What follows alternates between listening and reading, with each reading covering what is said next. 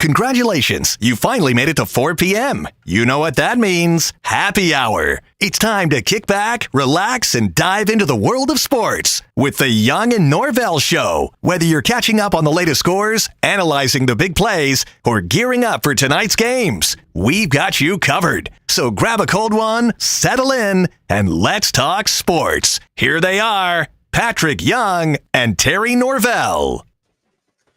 Off we go here on a Thursday. Welcome to a Thursday edition as we are getting through the month of August, and that means football, and more football. Hi, everybody. Terry Norvelle, of course, set up on the patio here at Sliders Oyster Bar in Neptune Beach. The best seafood, the freshest seafood, can, of course, be found here at Sliders. They feature Safe Harbor Seafood. The dock for Safe Harbor and the processing location is right there. I mean, you get it out of the ocean to your plate. Can't get much fresher than that. They prepare it to your liking.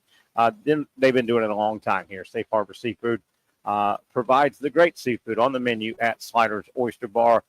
Full service oyster bar open right now. Liquor bar, and of course the patio where I'm set up here until 6 o'clock. Our Thursday home, Sliders Oyster Bar. A lot to get to today on the program. A little bit of Jaguar roster moves and news. Nothing significant. And I guess that's taking away a little bit from the guys that got signed to the practice squad today. But let me back this up and see if I can find a couple guys were added to the Jaguars practice squad. Defensive end Matt Dickerson and wide receiver Eric Ezukaman. A couple of people added to, or players added to the Jaguar roster. Not a whole lot. There won't be a whole lot of player movement now until we start playing football games. Really, the biggest thing with regard to a player and a franchise left in the NFL is the Micah Parsons saga. Where will this thing go? There's even talk now popping around some of these national sites that the Cowboys may have said, hey, it may be open bidding. I don't think they mean that. If they're trying to twist an arm, if they're trying to get a ink pen in a hand and signature. But, yeah, really the biggest personnel situation left in the NFL as we go to the start of the season next week is the Cowboys and the Micah Parsons situation. So not a whole lot to discuss with regard to personnel for the Jacksonville Jaguars. I do hope to get into a discussion at some point today. And I've danced around it, and I'm one of the only guys that does dance around it. And I don't want to be, the sky is falling down guy. But, man, when you look at now the Jaguars' 53-man roster, that's their team. What they have, what they may not have, every team doesn't have everything they need. Everybody always has holes and areas of concern. But, man, you look around right now at the Jaguars and Travis Hunter, and man, oh, man.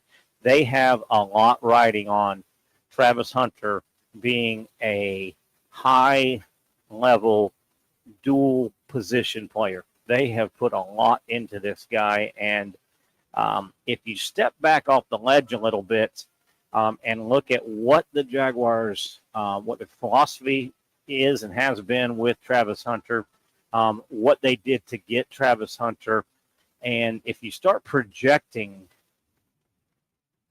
it can go really good or really bad, I think. And I don't think right now we're so – and the really bad part would really, I think, rear its head next, 8-9 months from now, next offseason, next free agent season, next draft season. The way I look at it, and I may be crazy. I may just be crazy here. The Jaguars – Travis Hunter really needs to be a really good multi-position player. That's the whole concept. That's why they made the move, that they think he is going to be not just a guy at wide receiver, not just a guy at defensive back.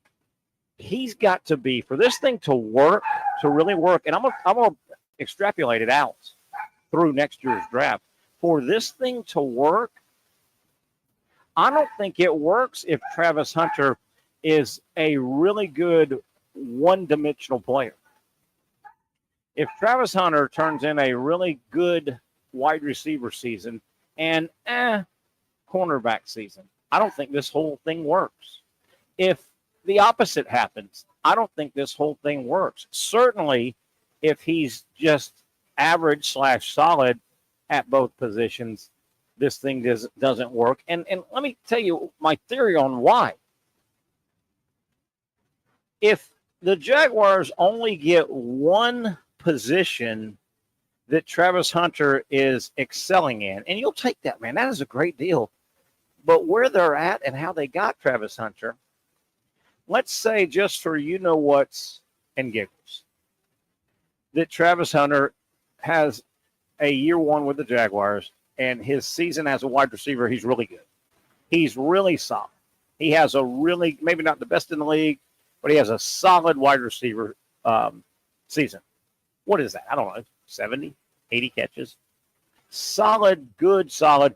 And he's just kind of a guy at cornerback. So he's good on one side. He's a single position player, high level, not a dual high level position player. Well, what's going to bite you maybe, I think, is, and nobody wants to look ahead because right now, the Jaguar organization, and I think a lot of the Jaguar fans, they're operating under the, well, we're living in the new house, and guess what? We didn't have to pay a mortgage for a year. That's awesome. Yeah. And they've pushed that mortgage payment out of their mind. They don't have to pay a mortgage payment for a year. It's out of their mind. But it's going to come due. And I'll back up again. If Travis Hunter only gives you a single position solid contribution, you take that. Of course you take that, but not with what you gave up, because if you only get that one position and that one solid contribution at one position, well, and I said in my example as a wide receiver, if that's all the case, then why didn't you just stay at 5? You could have gotten that at 5. Think about how the draft played out. The number one ranked and drafted wide receiver went 8, T. McMillan. And supposedly the Jaguars were looking hard at him. The number one defensive tackle went 5, where the Jaguars started. And the number one offensive tackle, another position of need, went 6 or 7? So unless Travis Hunter really does a dual position, common sense says, well, why didn't you just, and here's the part that people are forgetting, and it's going to rear its head, I think, unfortunately, next April. The part people are forgetting is if Hunter doesn't give you a double contribution at a high level at 2 positions, would you have been better off just staying at 5 and getting high-level contribution from a DT, a wide receiver? And here's the issue. In that scenario, you have a 2026 first-round pick. Right now, you don't. Right now, you don't. The biggest concern with Travis Hunter is if he's pretty good on one of those positions, at one of those positions, even really good at one of those positions, but not both. And you think, well, wait a minute. We could have used that 5 pick and not given away the farm. Giving away your first-round pick is a big deal. Now, it's not a huge deal if you are current Buffalo and current Detroit and current Baltimore, and you think you're really close to making a great run. Okay, you just need a little supplement. Well, if this scenario plays out that I just laid out, the Jaguars will be a 6-win team, 7-win team. 6 and 7-win teams have holes. 6 and 7-win teams need help. If this scenario plays out, and I've said this before, it's a concern if you're looking long term. 6 and 7-win teams don't necessarily ever get better when they don't have a first-round draft pick. It's hard to get better if you're not great without a first-round draft pick. I don't know. I've beat the horse. We will see. It's going to be fun. It is going. Man, I'm the first guy in line wanting to see how this plays out. And yeah, I just don't see how. The other thing about load management, I hate to use this word, but this is new. What Travis Hunter is trying to do. I don't see how you can really say it worked if he plays 60 snaps a game, 40 wide receiver and, another 20 on defense. Man, you got to play a lot. They gave up a lot, man. And I know this is a discussion for another day, and quit raining on my parade. That season hasn't even started, Terry, but I want to be consistent and be on the record that, man, I've got concerns. Not so much Travis Hunter. I think he's going to be a good player. I don't necessarily think he's going to be a good two-way player. I'm not so sure it's that easy to do in the league. I think it would have been done. But, man, what you had to give up to get him on this particular team, man, I think we're all going to be sitting here. I think a lot of people are going to potentially be around this city and around this franchise going, oh, boy. So why did we give up all that? We gave up your first round pick in the first round is valuable, especially when you're trying to get to the upper or to the next level. Anyway, we can stay on this. We can get back on just my thoughts. Not a whole lot going on, like I said, in the NFL. It's really kind of laid back time. I would imagine, what do we got? Probably five-ish more times on the grass, as the Jaguars like to say, for the NFL franchises. Get on the grass, kind of walk through some stuff, do some skeleton stuff, do some on-air stuff. Not a whole lot going on. Everybody's roster is pretty much set. There'll be a little movement here and there. And I said Micah Parsons, who knows how that's going to play out. But, yeah, not a whole lot left. It is really fine-tuning. I would think a lot of classroom, a lot of make sure you know which team you're on, when you're on the field, things like that. And I know they're professionals, but, who's got what on punt coverage, who's got what on kick coverage, blah, blah, blah, blah, blah. I don't think there's a whole lot going on. Heal up any bumps and bruises. You want to be healthy as possible going in and get it on. A little over a week away for the NFL. Now, tonight, wow, college football, you could almost say, even though tonight's college football game schedule is not going to knock your socks off, but this feels more to me like opening day than even last Saturday, in my opinion. And I know last Saturday, I guess the top 25 matchup, Iowa State and Kansas State, that was bigger than any matchup today today anyway.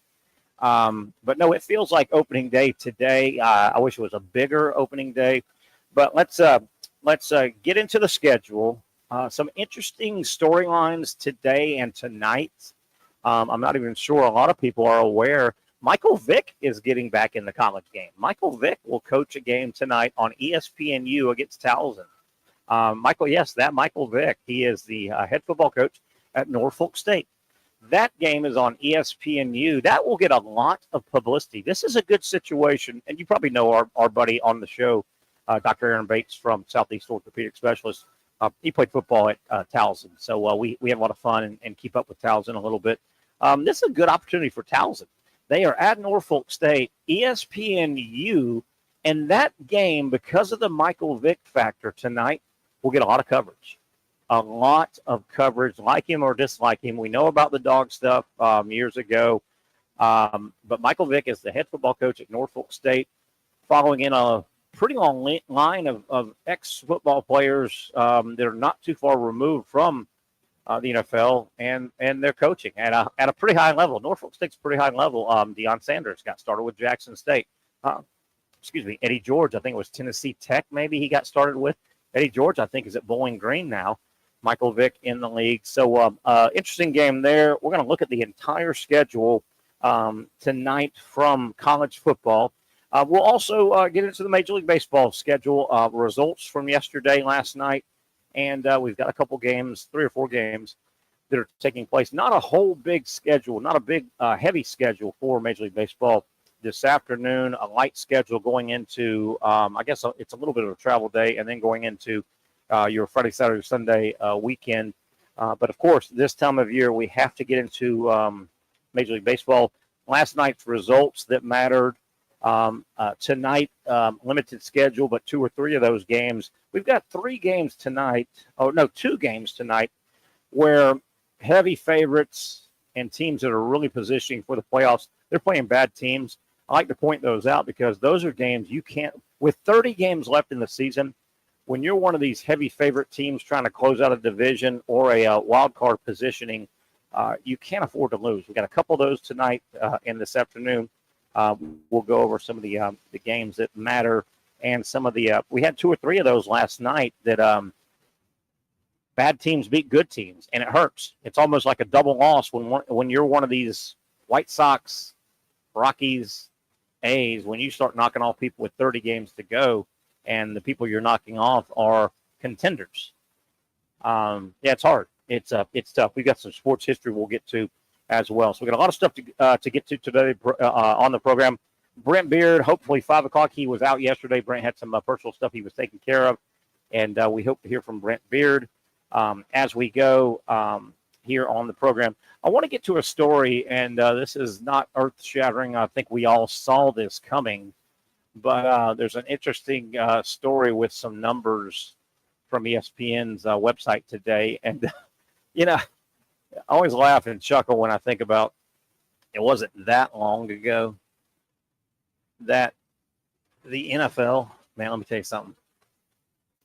The absolute bane of the NFL's existence, man. I mean, what really, really shook up the NFL was betting, gambling.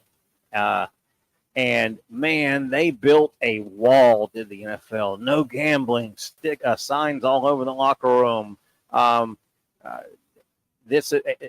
Gambling literally is enemy number one, I think, for probably just about every sports league and certainly the NFL. They would rather you drive your car 120 miles an hour. They would rather domestic. They don't shutter, which is terrible, as bad as gambling or the perception of gambling. And the NFL always for decades, they had this NFL wall built. No gambling, gambling bad, worst thing that could topple us. Well, I think we all kind of knew, and we all do kind of know, if you follow the NFL, like a lot of entities that make a lot of money, like a lot of sports entities and leagues that make gobs of money, they tend to speak out of 2 sides of their mouth. The NFL, gambling, taboo, this, and no gambling, no. But I think we all knew that the NFL, that was lip service. And I think we also all knew that that's not going to be their stance forever. And lo and behold, what was it, about 5 years ago? Guess who the NFL started taking advertising dollars from? These mega gambling betting sites.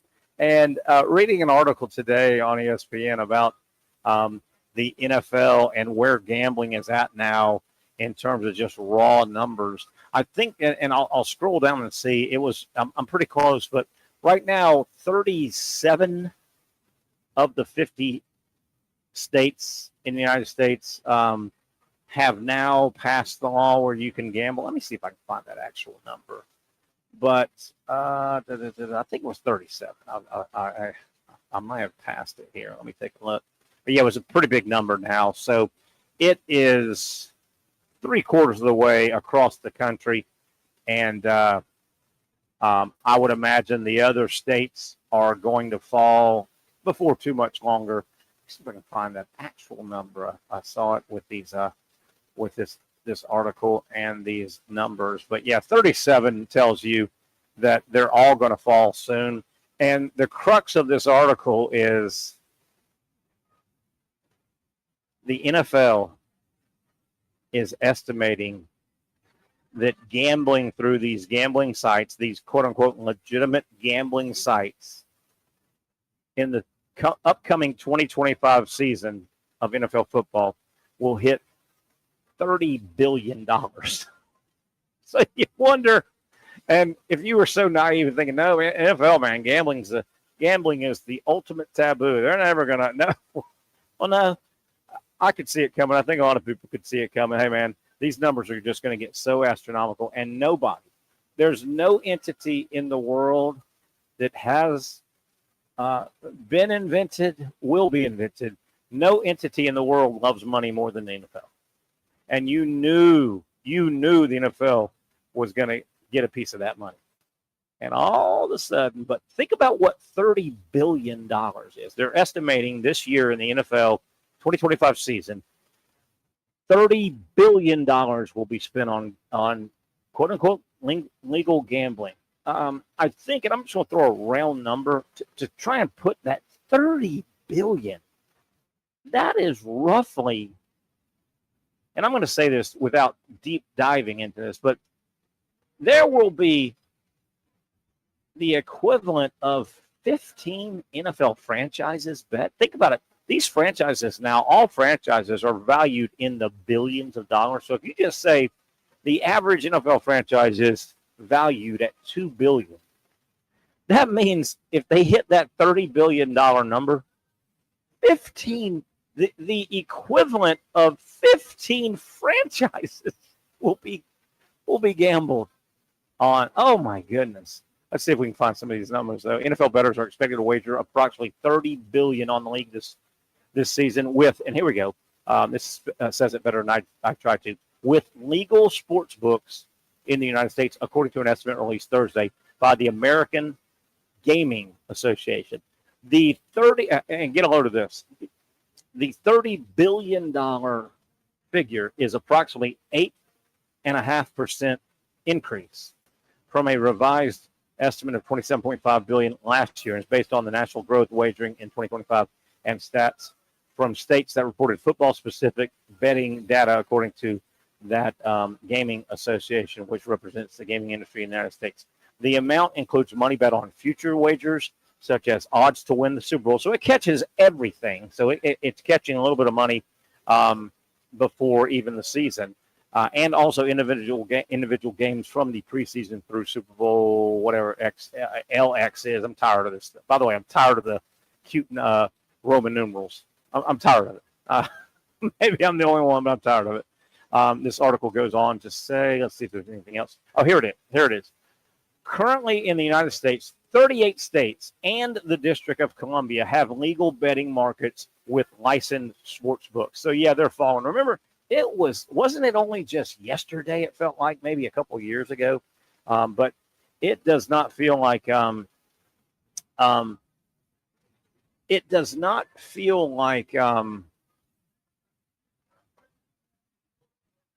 it was that long ago. And let me back up here. 38 states, District of Columbia.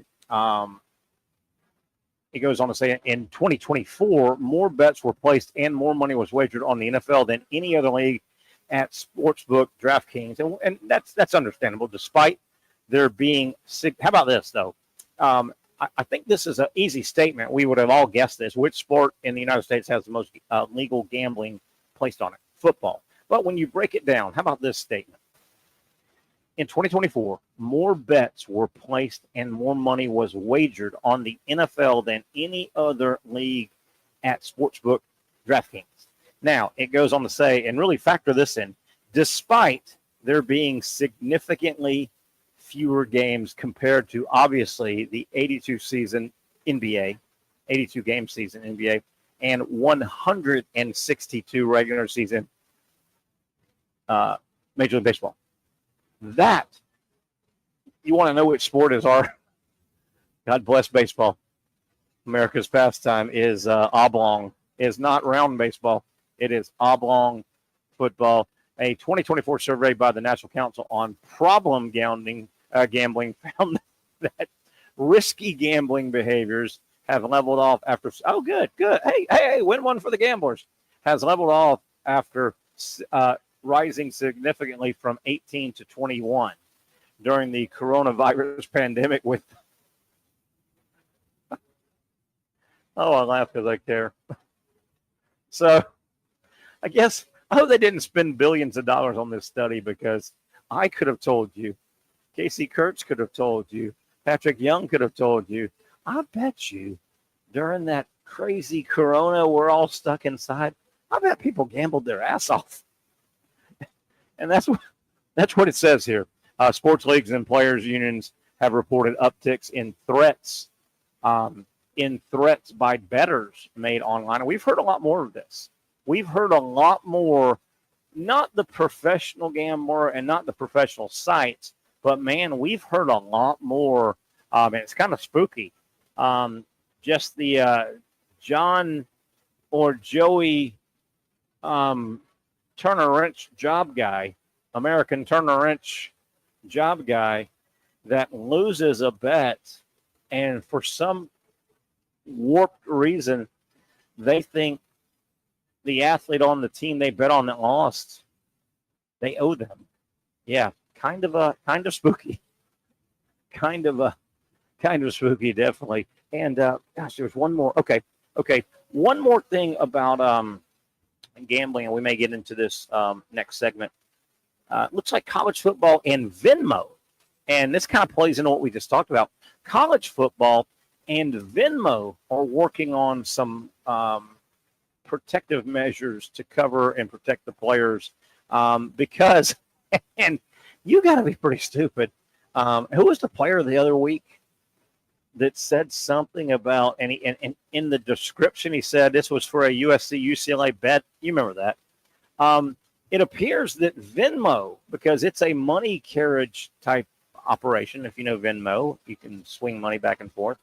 Venmo seems to get a high preponderance of Venmo users losing money, and Venmo being the carriage, and the idiot gambler losing guy is using Venmo to basically send out threats and things like that. So Venmo is partnering up, or college football is partnering up with Venmo to kind of put some fail-safe situations in place to kind of, I don't know if they think it's going to, I'm sure they hope it's going to prevent it, for just the fact that people know it's out there, but not only prevent it in the future, but pop the people that use the Venmo vehicle to threaten and coerce and demand and ask for some money, because the bet I placed,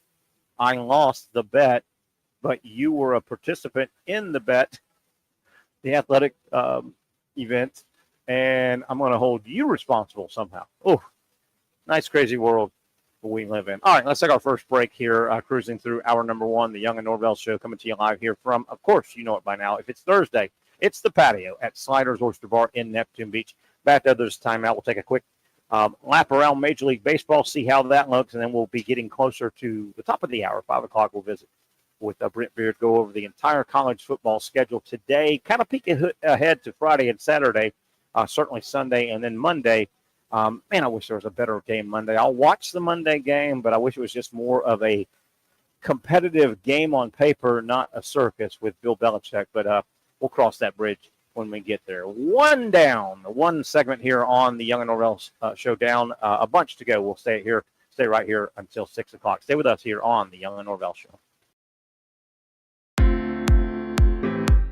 At Southeast Orthopedic Specialists, we know pain and injuries can stop you from doing what you love. This is why our board-certified orthopedic specialists offer the latest in both non-surgical and surgical treatment options and create a treatment plan tailored to your unique lifestyle and goals. So, whether it is a sports injury or that nagging pain that's keeping you from doing what you love, our team has the right treatment for you. For more information or to schedule an appointment online, visit our website.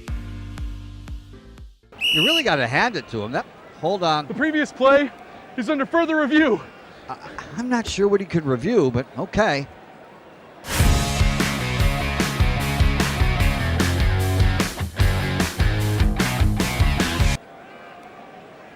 Sure has been a while.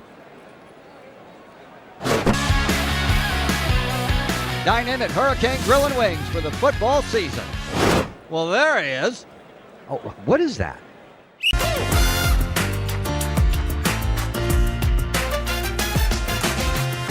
Empower a future, inspire a dream.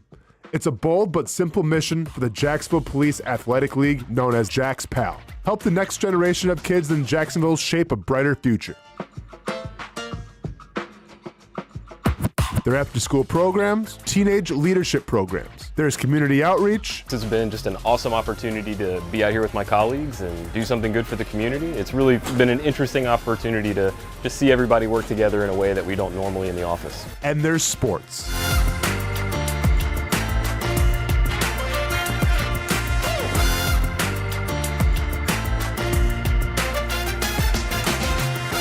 There are also ways you can help the next generation with a donation of any kind. Just visit jaxpal.org to get more information. Empower a future, inspire a dream with Jax PAL. Finally, a family atmosphere, kid-friendly restaurant with a real sports bar feel. Bricks Jax Beach features all of that and a large, climate-controlled covered patio with misting fans and heaters for all seasons. Mix in an extremely diverse menu that features the most quality and affordable steak at the beach, and there's no reason not to enjoy your next lunch, dinner, happy hour, or big sporting event at Bricks Jax Beach, 300 2nd Street North in Jacksonville Beach. See you at Bricks Jax Beach. There's a saying in sports, you can't win them all, but you can win a lot with good folks on your team. Like that one painter, First Coast. It's tough to beat the sun in Florida, so your home fades. It's tough to beat that HOA when they come calling. Beat the sun, beat the HOA with that one painter, First Coast. And it's a good time to do it. Less rain to work around and painting in mild temperatures is perfect. After all, the paint bonds to the surface so much better. Give that one painter First Coast a call at 904-417-3557 or look them up at first-coast.thatonepainter.com. Fast estimate, guidance on color and HOA requirements, and the highest quality job you'll find anywhere. Be a big winner in your neighborhood with that one painter First Coast on your team.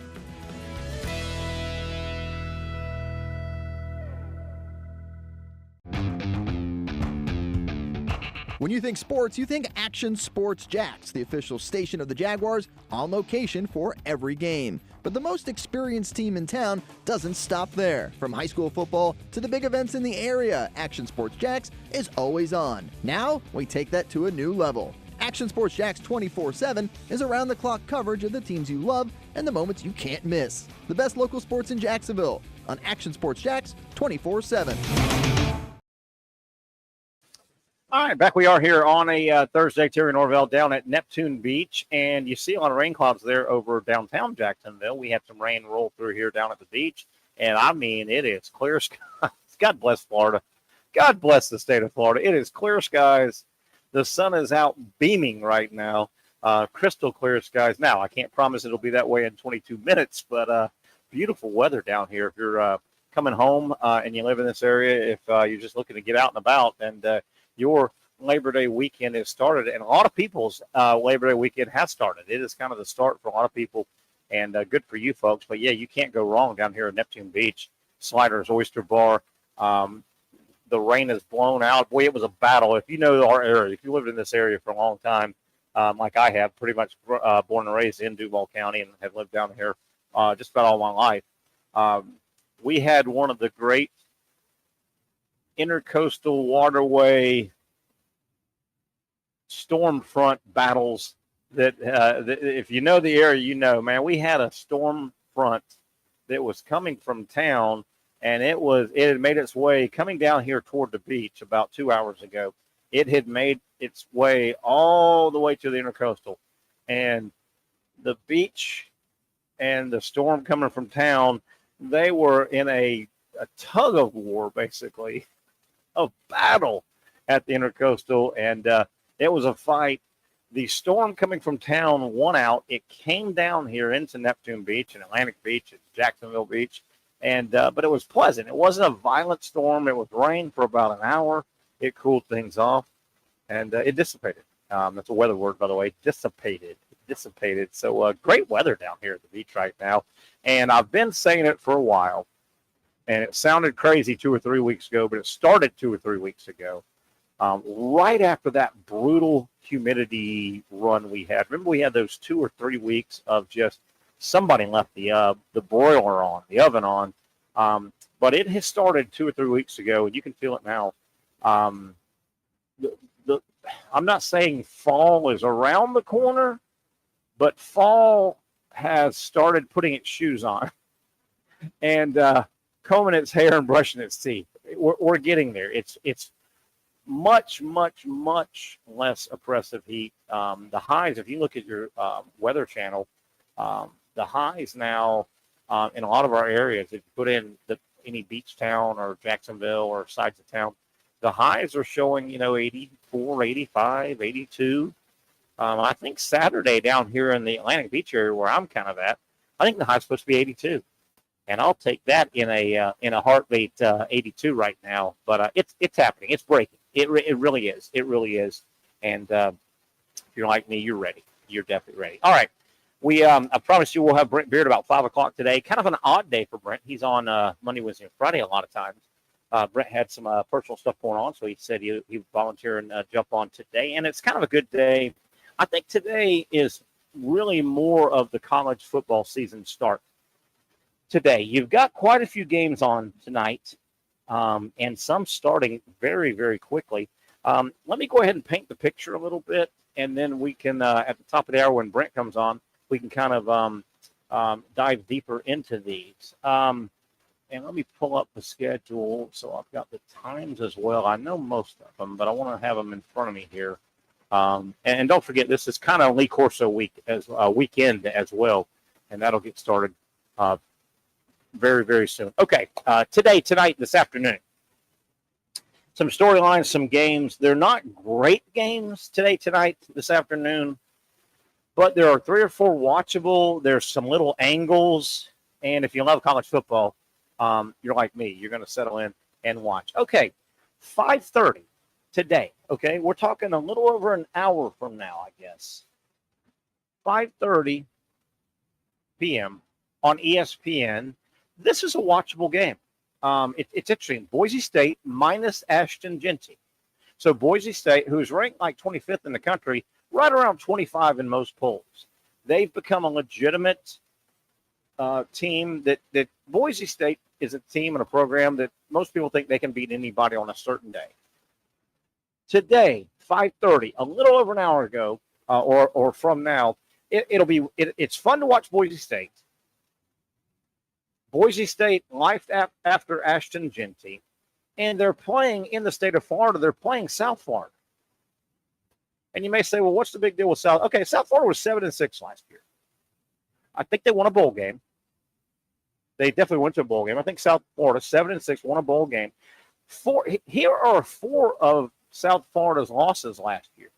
South Florida lost to Alabama, Miami, Tulane, bowl team that Florida played, by the way, and Memphis. Memphis has turned into that level, that Boise-Memphis level, a really good program. So 4 of the 6 losses, I think they also lost to Navy, which has a funky offense, not making excuses. But South Florida's not bad. They're taking on Boise State post-Ashton Genty. Boise has to come across country, and they're playing in South Florida. Being nasty down there today at 5:30. To add on to the reason you want to watch this game a little bit, game number 2 on the Florida Gator schedule is South Florida. They're not bad. They're not bad. And I will say this, not that South Florida won't have Florida and Billy Napier's attention to a degree. South Florida's got some decent wins on their resume over the years. But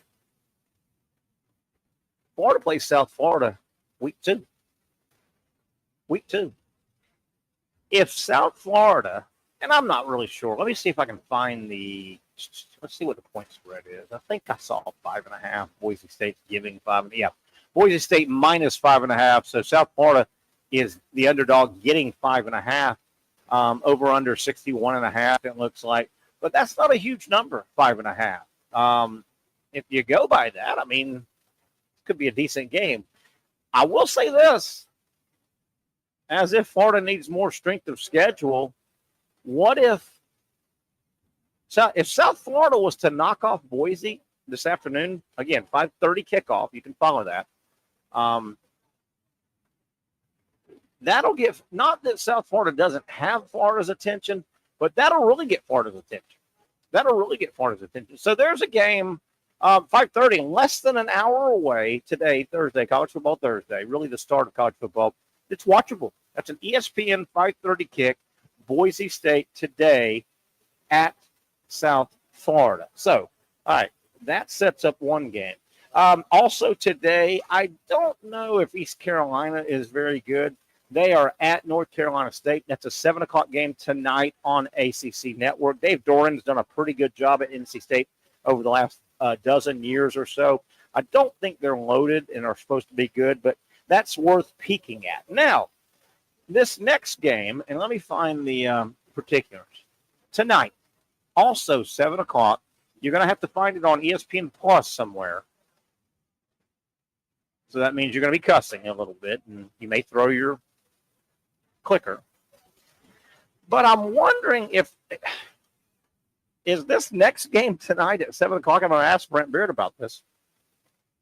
Do we put this on upset alert? And I'm going to be the first one to say that I don't know a lot about Jacksonville State college football. I do know they went into Tallahassee and beat FSU several years ago. But the little bit I do know about Jacksonville State, they are on the road, 7 o'clock kick tonight, at UCF. Okay, at UCF. Now, you may not be aware, Jacksonville State,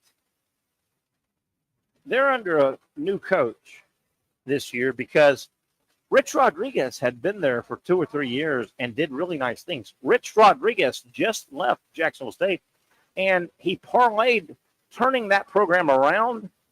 Rich Rodriguez is now gone from Jacksonville State, and he's back to West Virginia, a place he had already coached at. Jacksonville State plays pretty good football. Be interesting to hear what Brent Beard says. Is this upset alert? Jacksonville State tonight, and again, that is a 7 o'clock kick, ESPN Plus in Orlando.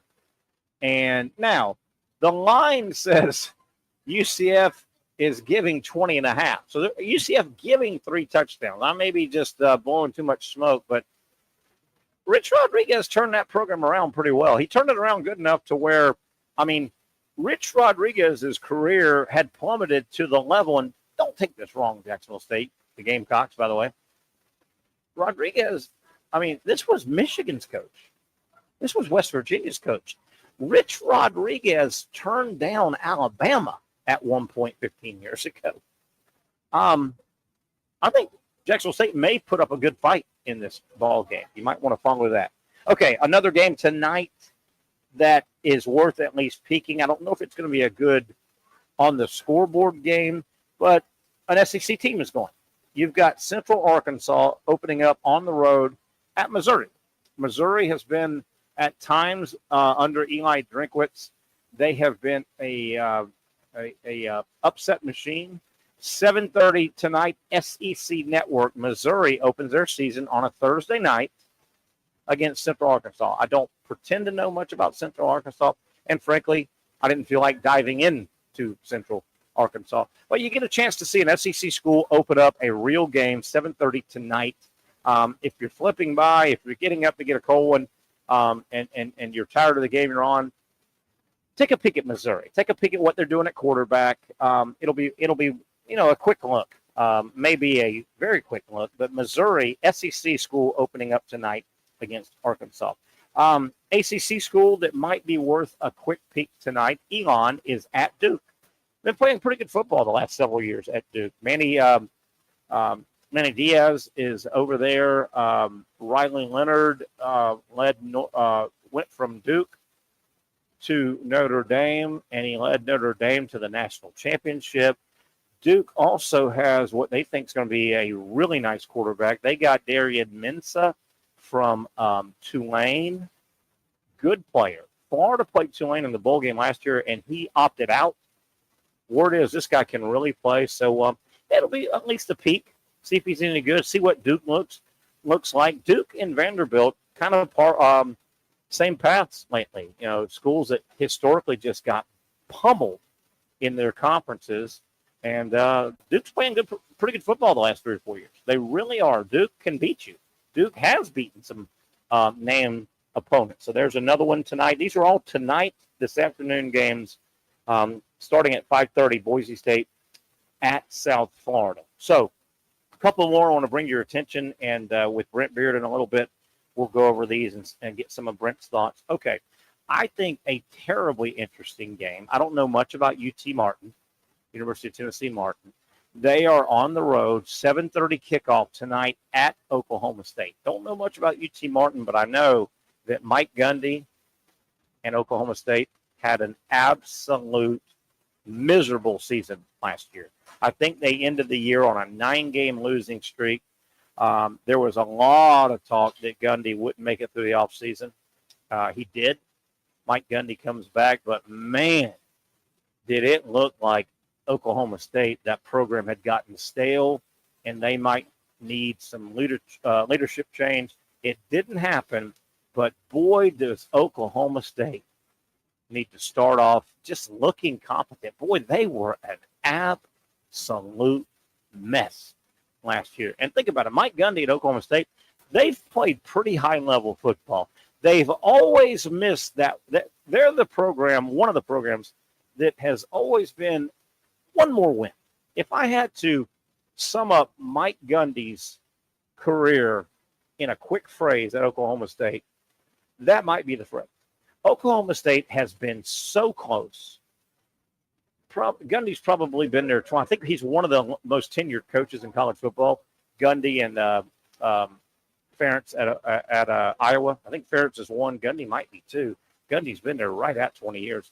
But Mike Gundy, I bet you he's had 7 or 8 years where the phrase one more win would apply, and Oklahoma State would be looking at a monster season. They always come up one more win short.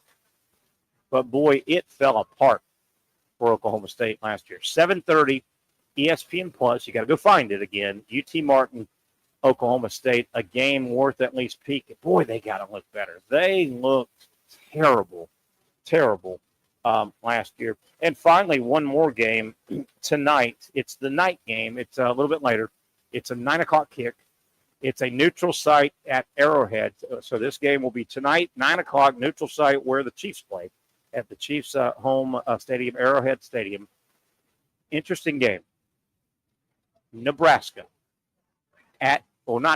Nebraska versus Cincinnati. Neutral site game. Matt Rule needs a win. Matt Rule at Nebraska, what is this, his 3rd year? I think he's like 12 and 13.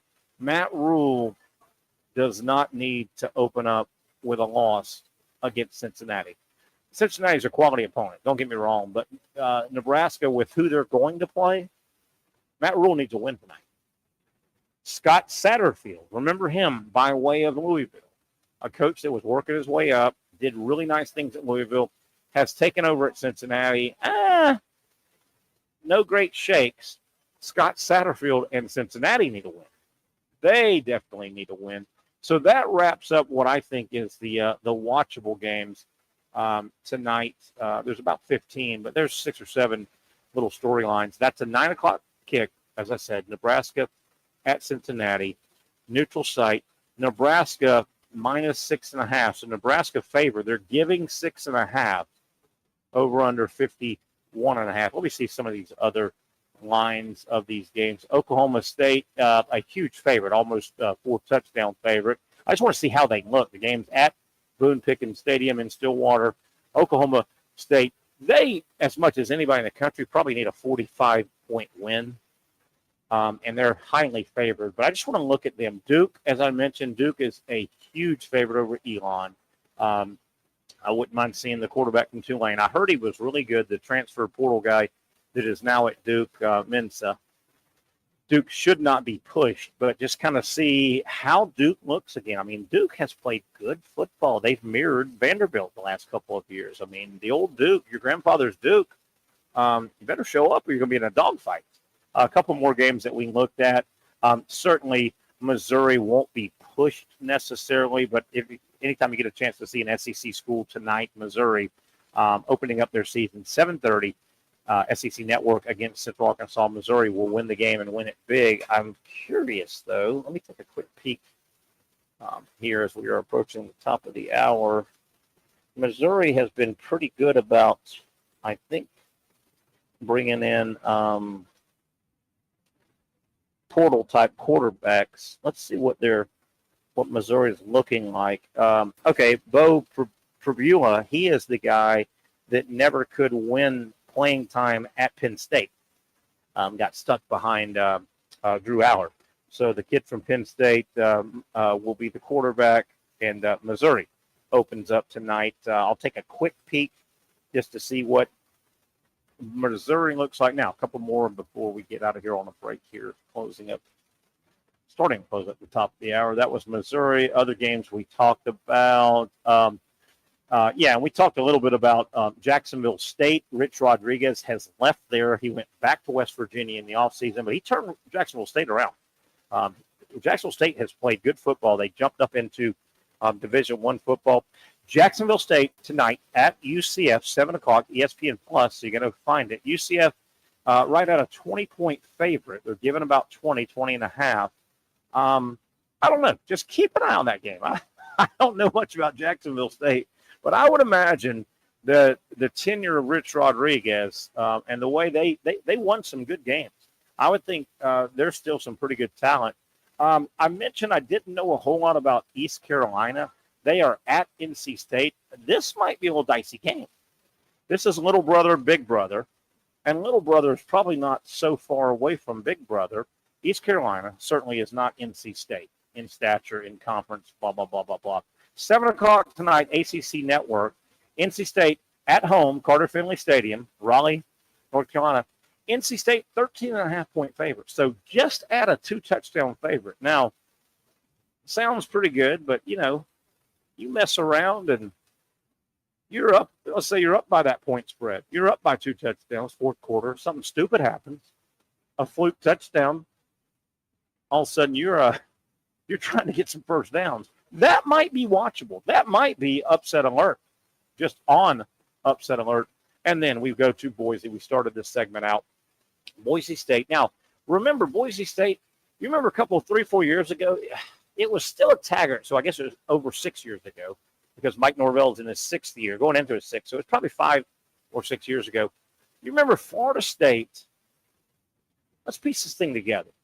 Florida State under Willie Taggart, one of the Taggart years. Trying to get my memory, and Brent will help me with this.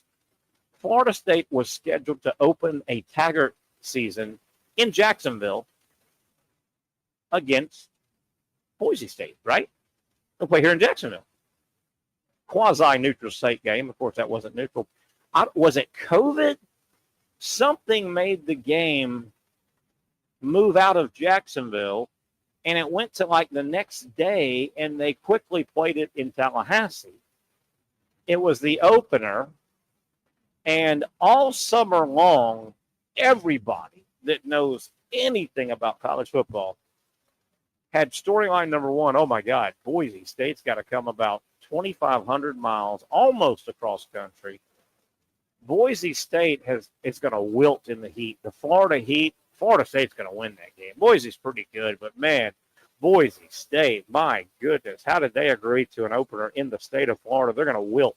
I remember that storyline. Brent Beard will further that storyline. That was storyline 1, 2, and 3. Boise State, yeah, they'll probably play good for a little while, but, man, FSU is going to wear them down in this early season heat. It's almost going to be unfair. Remember how the game played out?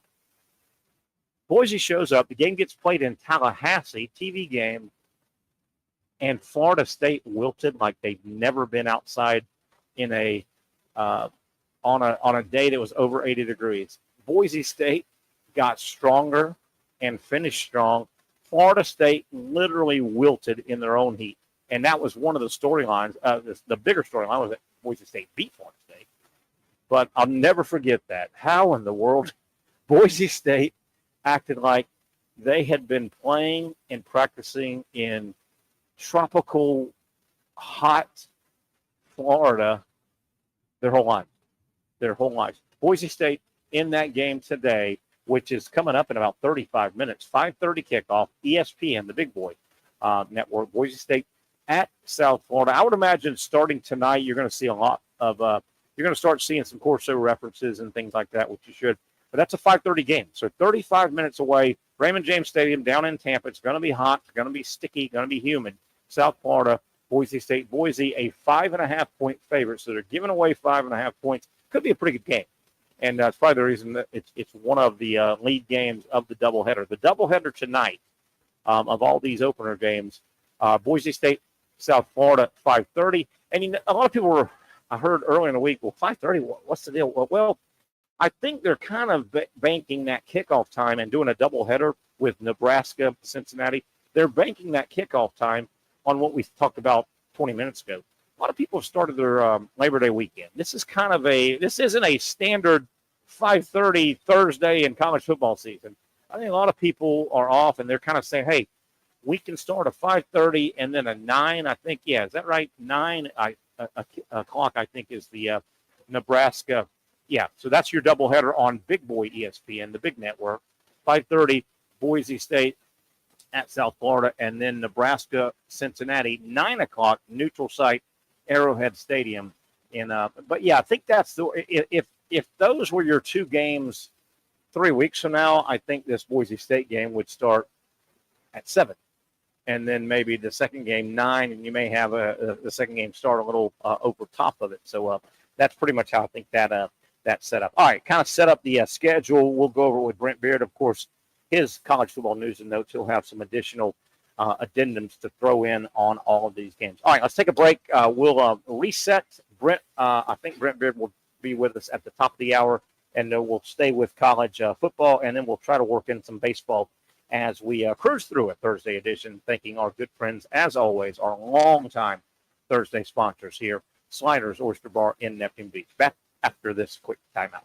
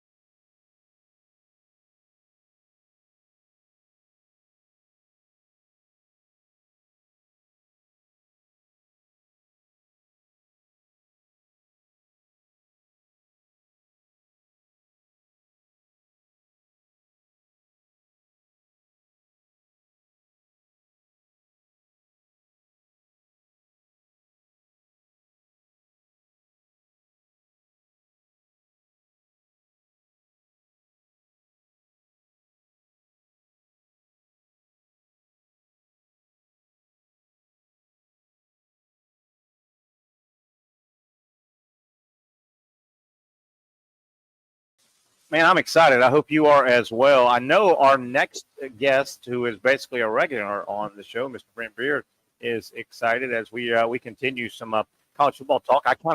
Brent, number one, welcome. Number two, I kind of set the stage today. Really, in 30 minutes, you've got a kickoff. You really do. And South Florida in probably maybe the best game of the day. Before we get all that, I wanted to back up. I've got news and notes for college, not college, but Major League Baseball. And we may or may not get to that, after we're done with college football and things like that, and you may be gone. Are you one of those guys? I think you are. And if I'm wrong, correct me. You're a North Florida Braves fan, but they were so bad. I don't think you really. I don't think you really ever jumped on the baseball train this year, did you? No, look, I tried to do it, and I've loved the Braves for years. I started into the when they were playing on TBS and when they were awful, and then they were frankly very good. But boy, this has just been a horrible year. It really has. It really has. They have got. And they really need to spend these next 25 to 30 games trying to do something for next year. Obviously that they'll have a new manager, which is probably time for that. Yeah. Snedeker really has done a good job. Give him credit for that. But Terry, they have never gotten, I think, really set. Particularly in their pitching, they've got way too many injuries. And their everyday players, they've got the same thing. So look, I enjoyed the playoffs when they began, like everybody else does. But the reality is, being a Braves fan, it's been a woeful year, hasn't it? And it really is. And and certainly you're on for college football, and we'll get on to it. But if you think about it, if you are not located in one of the 30, or I guess maybe some cities share, so 28 or whatever it is, MLB cities. If you're not located in one of those cities, if you're outside of those cities and your favorite team, the Braves or the Rockies, they get off to a miserable start, it's hard, man. Because the beauty of baseball, I think Major League Baseball, is 162 games. You know who's the best teams, right? The ugly wart of baseball, if you've got a bad team, it's a long damn season. It is. It's a long damn season. And, who wants to – and I get it. You should root for your team. But it does have to be hard to, get dinner set up on a Tuesday night, get your easy chair set up, and watch your team lose game number 84. Yeah. 80. Yeah. But I did know you were a baseball guy. All right, Brent, I want to ask a couple more things. This hit me today, and if you don't want me to use it, feel free. I shouldn't ask you on the air. I want to call you our college football savant. Can I call you you're our college football Rain Man is what you are. You're our college football Rain Man.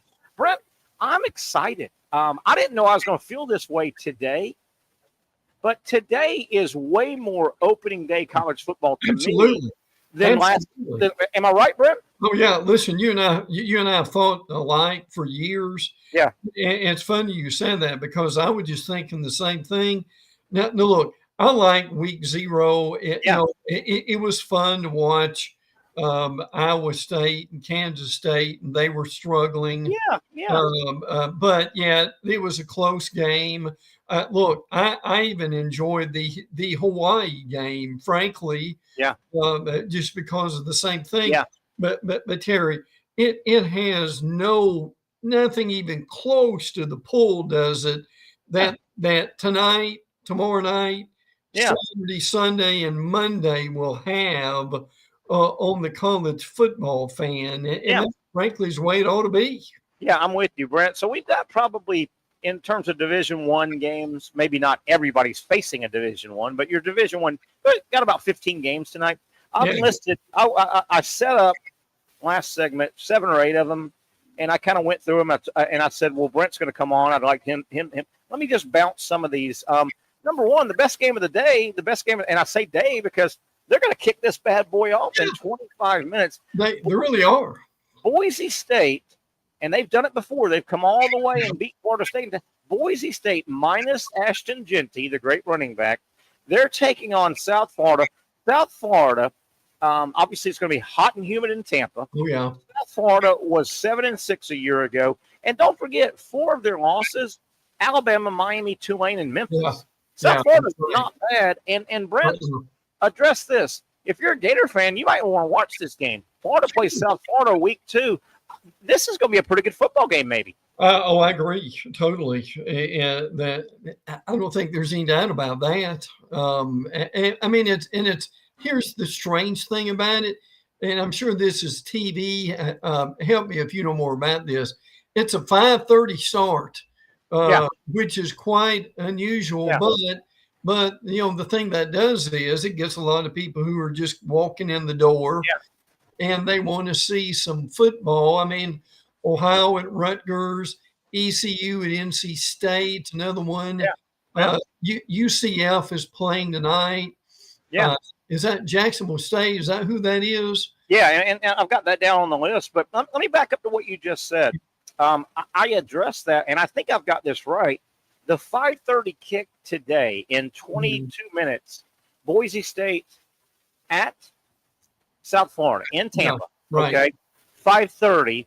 Well, 2 things I think are factoring in. I don't think it would have been 5:30 in 2 weeks from now or 3 weeks. Right. But number one, it's the first of a doubleheader. So they're chasing that with Nebraska, Cincinnati at 9. Right. But Brent, I think the 5:30 kick is awkward, but I think the theory is a lot of people start taking their Labor Day weekend off, right? I think this is not a traditional 5:30 kick like it would be in 3 weeks, because I think a lot of people Thursday starts their Labor Day extended weekend. So I think the time is the reason the time is that, and then it's part of that doubleheader. But I think Boise, we looked at it. Boise's only a 5.5 point favorite, so they're only giving away 5.5 points. Some of the intrigue, I think, from a national standpoint, is a lot of people will watch this game coming up at 5:30. Man, life after Ashton Genty. I mean, this is Boise State trying to go without Ashton Genty. Yeah. But South Florida's pretty good. This might be a pretty good game, Brent. It might. I would agree with that. Yeah. And now you've got Alabama State at UAB, which is on ESPN Plus. And then you've got on the Big Ten Network, you've got the late game of Miami Ohio at Wisconsin. Yeah. Now, Wisconsin goes to Tuscaloosa in about 2 or 3 weeks. Wow, how about that? So there's a reason for an Alabama fan to watch. Oh, yeah, to play Alabama. So, and look, Terry, I think since they've had ESPN, they've had NC State play on the Thursday. And Brent, you and I know that because we love the Thursday game. And you and I went over this about 2 weeks ago. If they would let me and you program the Thursday night game all season, NC State is the perfect team, home or away. Really I mean, how good NC State on a Thursday taking on Louisville? I'd watch the hell out of it. Let's say they crossed into the SEC. NC State taking on Mississippi State. I'd watch the hell out of that. Oh, absolutely. Hell out of that. Well, but see, the problem is, and this is in general for college football, I'm not going to say they've given up Thursday night. Yeah. But in a lot of ways they have, and they used to own Thursday night, and they let the NFL take it over. Look, there is no reason why you can't have a college game and an NFL game on Thursday night, because frankly, if one of them gets out of hand, you can go watch the other one. Yeah. And Terry, most people have got 2 or 3 TVs in their living room that they can watch or channel surf for a bit. Absolutely. And I remember vividly a topic you and I had not long ago. And I don't want to blow our own horn, but Brent, literally, if you and I went to the NCAA football meetings, when and wherever they're at, and they gave you and I 10 minutes to discuss what you just talked about, scheduling Thursday night. Yes. I think you and I could give a great dissertation on, hey, college football, it's time to quit cowering down to the NFL. You're never gonna beat the NFL. The NFL is a monster. You're not gonna chip away. NFL fans are watching, but that being the case, do your thing, because you can't even throw a jab punch at the 800-pound monster. No. They're the NFL. Why cower down to them? Do your thing, because they're going to squash you anyway. Right? Right? Well, but here's the thing that I've always said about this. There are a lot of NFL games, frankly. I know it's NFL, but they're not very good. Horrible games. So I also like what you said. Sorry to cut you off. What you said a moment ago. Once the season gets going, the NFL loves Thursday. They've taken it over. College football's cowered down. Along the lines of, why cower down? You're never going to beat them anyway. So go ahead and get in the race. Why not? And you make a good point. You could almost start. You could stagger them a good hour and a half. And you know what? If the NFL game is unbelievable and the college game's terrible, go to the NFL game. Sure. If the NFL game is horrible, and a lot of NFL games are terrible, the NFL fans probably going to stay on their game, but at least maybe the college game would be ending with a barn burner fourth quarter. Yeah. Oh yeah, absolutely. Well, and see, another thing is Friday night, and now tomorrow night you've got Auburn at Baylor, which is a humongous game for Auburn. And then you've got two former national champions. Yes. Although it's been a while, Georgia Tech and Colorado at 9:00. But see, my problem with Friday night football is I don't know how many fans it costs. I know what you're going to say. The high schools that really deserve the money and the people being there. But that's what you've got, and they've been afraid of Thursday night now with the NFL. So I mean, our point is, we know who's going to win the ratings, and it really doesn't matter. But Absolutely. I mean, go ahead and have your game so people go watch. I know, and Friday should be sacred for the high school kids. It should be, it matters. It really does matter. If any of our high schools here, I'm really close to Fletcher, where I'm sitting at right now. On a Friday night, if Fletcher gets 4,000 fans into their stadium, that's a big deal. That's a big deal for their athletic department. What I'm going to suggest can't be done, I don't think, logistically, because there are just so many high schools in our country. But don't you wish, at least if the NFL and college football have to infringe on Friday night high school, don't you wish that they could, you would ask the NFL, hey, you need to kick in $5 million and college needs to kick in $2 million. That we can send out $25,000 to every, because I do hate that. But let's go through a couple more games. Brent Beard, our college football savant now, our Rain Man.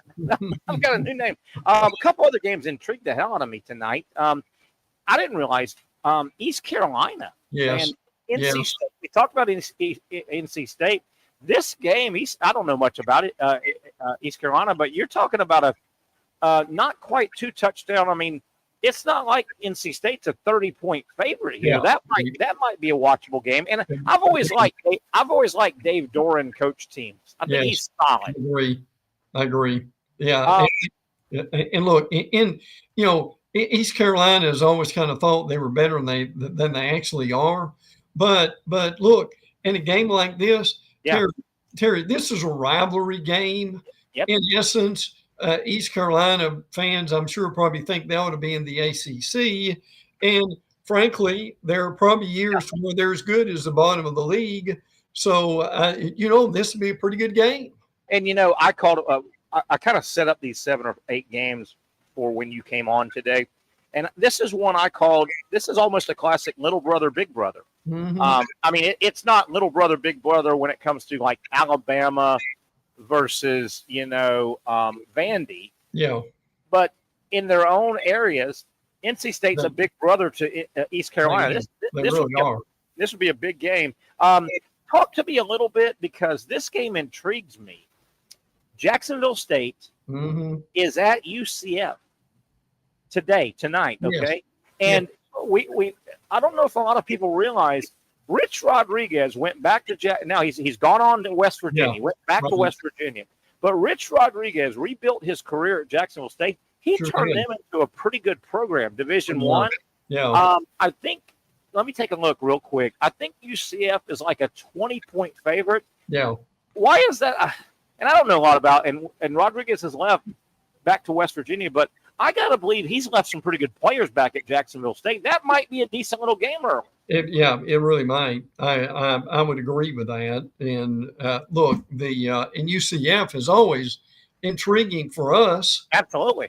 I mean, they are. I mean, they're what, Terry? 6-5, 7-4, maybe. Yeah. Most years, Scott Frost and what he has done there. I don't think there's any question that makes it fascinating, frankly.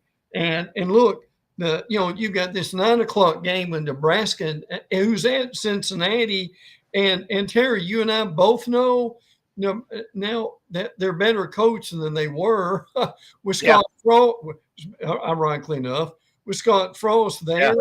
But that game can get pretty crazy, frankly. And what a weird later on in the season, this game is actually going to happen. But let me paint the picture in a weird way, and I want you to tell me about, in a nutshell, it seems like Jacksonville State, that's a school in Alabama for people that don't know. Yes. They've gone Division I. They want to be good. Yeah, I think they've pushed chips in the table, right? They've built facilities. Yeah. But how about this? Jacksonville State, they open up tonight.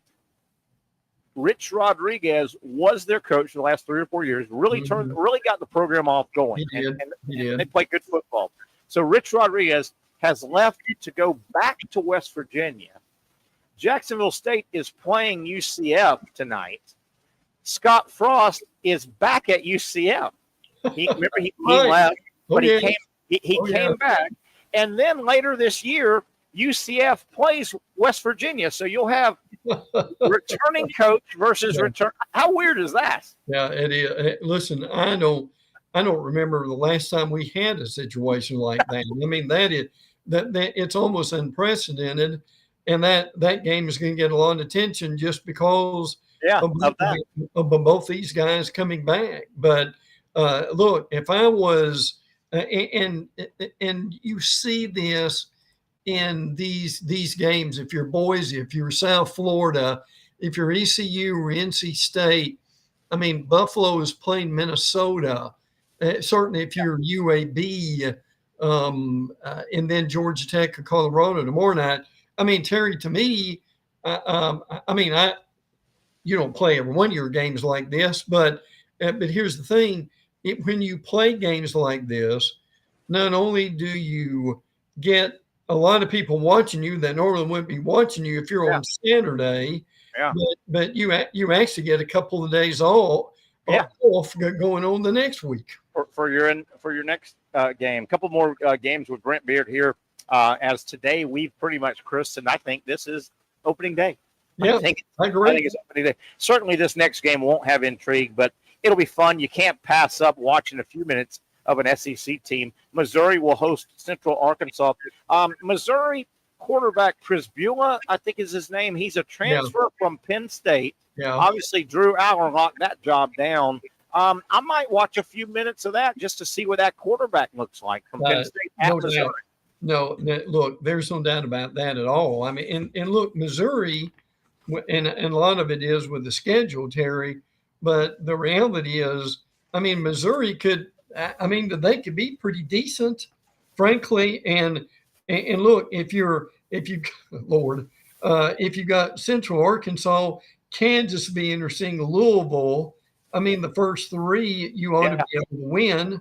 And then you've got a very intriguing game with South Carolina. Terry, here's the reality. Then they've got the week off where they play Alabama. They may only, going in that Alabama game, they may only have one loss. Missouri's been good for the SEC. They have been that quintessential rock in your shoe. Yeah. Right? They're the rock in the shoe, and you better get it out or it's going to be a long race. And they're going to beat you. Drinkwitz has got that almost irritating personality it's great for the underdog program that they are. It is. And Missouri's fun. They're just good enough to worry the hell out of you. I don't care if you're Alabama or LSU or who you are. Brent, I don't think this next game is going to be intriguing, but I want to just peek. Duke is hosting Elon. The game won't be great. Duke has another quarterback transfer. Obviously, they lost Riley Leonard a couple years ago to Notre Dame, and Diaz has done a pretty good job coaching there. He truly has. And Duke is a lot like Vanderbilt. Duke and Vanderbilt can beat your butt.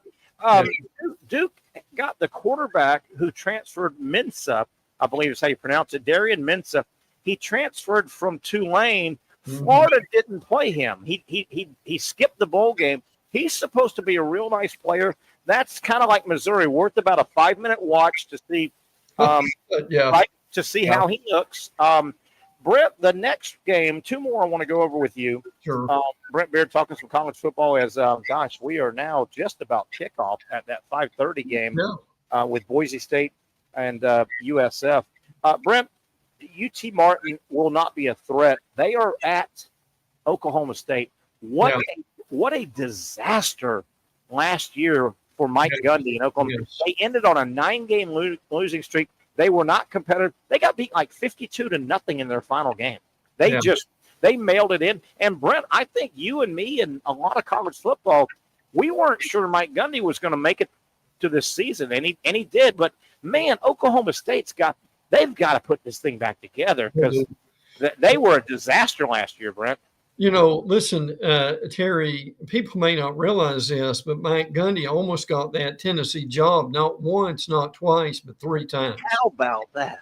3 times. He was involved with that. Now, look, it depends on who you ask about how deep and wide he was involved with. But, I mean, Mike Gundy, frankly, Terry, is he at the point now to where, I mean, could he go anywhere else? His window may have closed. Yeah. And the scary thing is his window may have closed where his agent, everybody picks up the call. Yes. And I just think, I'm not blaming Gundy. I think he's a decent coach. Yes. But his window's closed, I think, and he's at a very stale, his situation is stale on both sides. Just stale. But my God, they were terrible. Brett, before you came on, I went down these games, and I hope people remember Mike Gundy's tenure. And I think he's like the second most tenured coach next to Ferentz at Iowa. There were, Brett, you know this. There were 5 or 6 years, and I called it before you came on today. Oklahoma State and Mike Gundy. If I had to describe they had 6 or 7 years where they were 1 game away. Yeah, they really were. They never won that next game, but I mean, they were 1 game away. Correct. From a big season. He had 3 or 4 seasons that were 1 game away. He did. Man, it got away. It got away bad. They're on a 9-game losing streak. And who was it? I'll look it up real quick. They got beat 52-0, I think. They're Oklahoma State. Let me look it up, Brent, real quick. Their final game, the taste they have in their mouth, let me look it up, 159, real quick. The taste, how about going into the offseason with a 50? I'm almost sure their final game, I want to look this up real quick. Sure. Deion Sanders and Colorado beat Oklahoma State, final game last year, 52-0. Yeah. Oh, yeah. That's the taste they have. They opened up 3-0. They beat Arkansas in double overtime. Probably should have lost that game. They opened up 3-0, and they lost. They're on a 9-game losing streak. They're going to beat UT Martin, and then they are at Oregon next week. Oh, yeah. And just some real some real odd scores there. I mean, they lost by 3 to Utah. Mm-hmm. They lost by 3 to BYU. But yeah, I'm sure they were absolutely out of gas by the Colorado thing. But yeah, Gundy's been there 21 years. How about that? I think Ferentz is the only guy longer at his school at Iowa. Yeah, man. Brent, one more tonight, then we'll spend a few minutes. I don't think we'll visit tomorrow, so let's do a little bit on the two games tomorrow. Auburn, and I'm putting a note here real quick to talk to you about it. The second game, the second really watchable game, it's the 9 o'clock. It's by the way, neutral site at Kansas City, Arrowhead Stadium, where the Chiefs play. Nebraska is playing Cincinnati tonight at 9. Yes. And man, Matt Rule, he's like 12-13 or 13-12 and 2. He needs to win tonight. He and does. Scott Satterfield, boy, remember Satterfield when he was at Louisville, he was kind of hot guy. He was kind of hot guy. And Cincinnati, they want to win there. They got a pretty good passionate fan base. Absolutely. These two coaches need a win tonight, both of them. Badly. And it's good that game's at 9 o'clock, so you'll get over at midnight.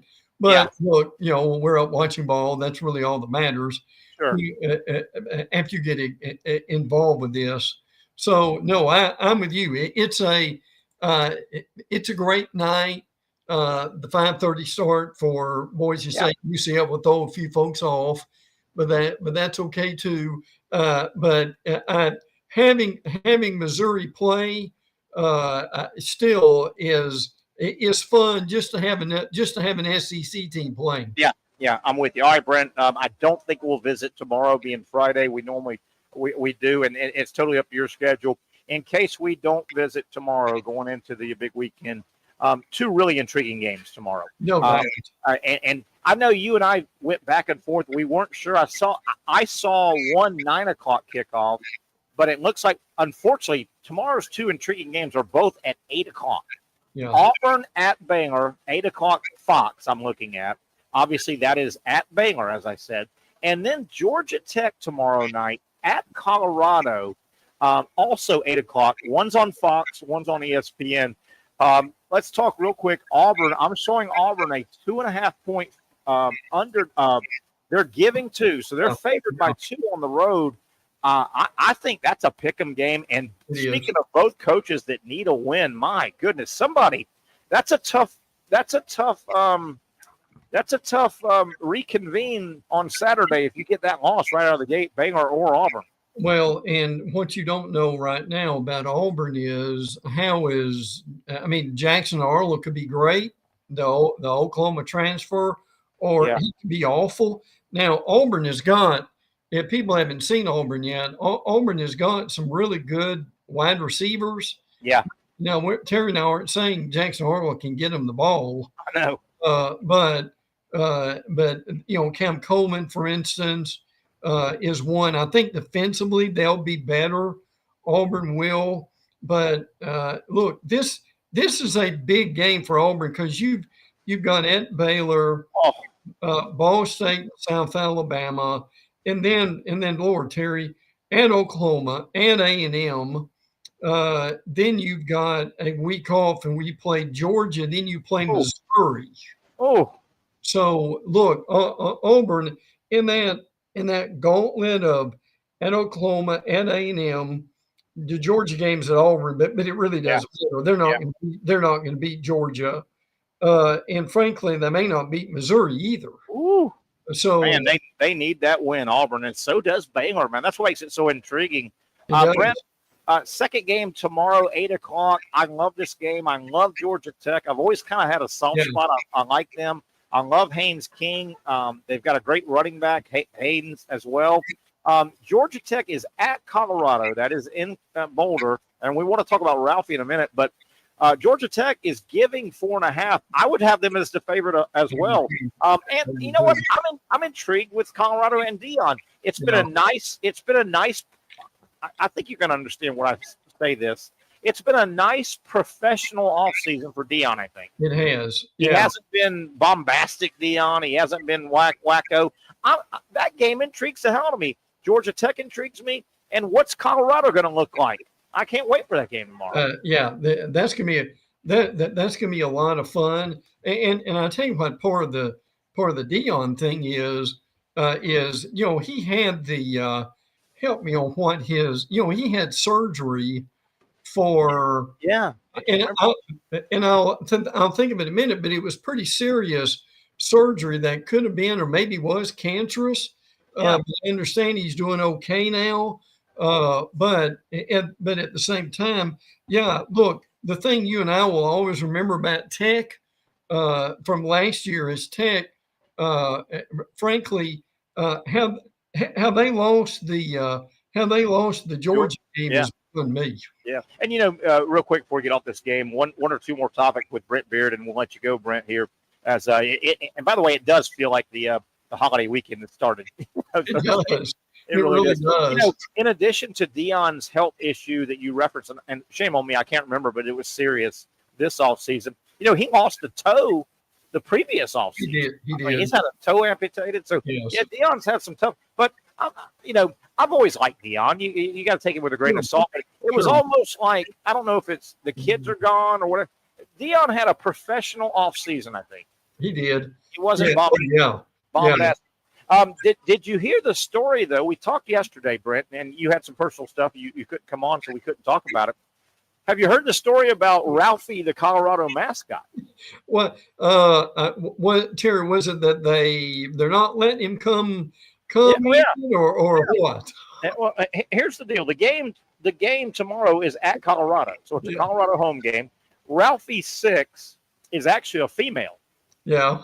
And Ralphie 6, they will not have Ralphie at their home stadium at all tomorrow because they're basically retiring Ralphie 6 because and nothing bad. She's going to get sent out to a posh area and just eat grass and do what buffaloes do.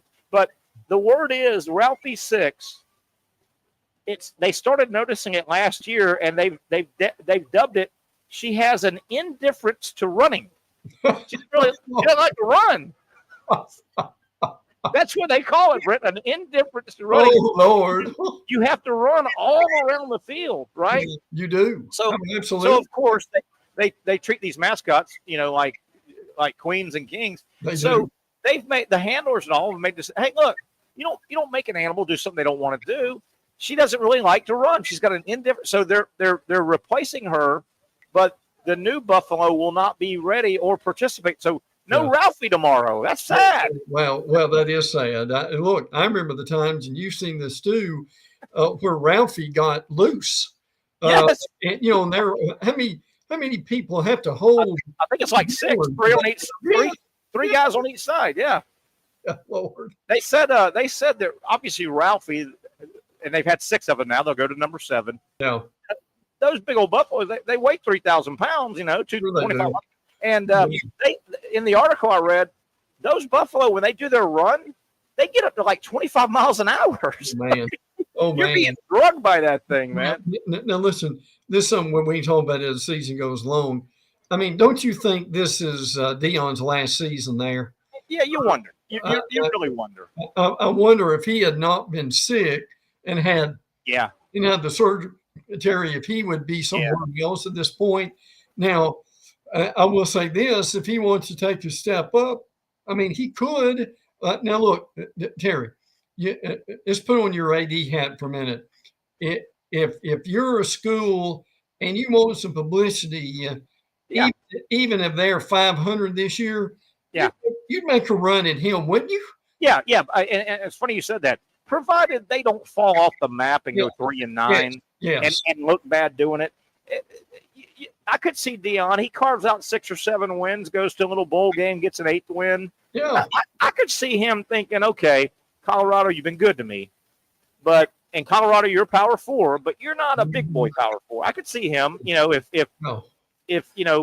an SEC or a Big Ten, snoops around the hen house. I could see that. But Terry,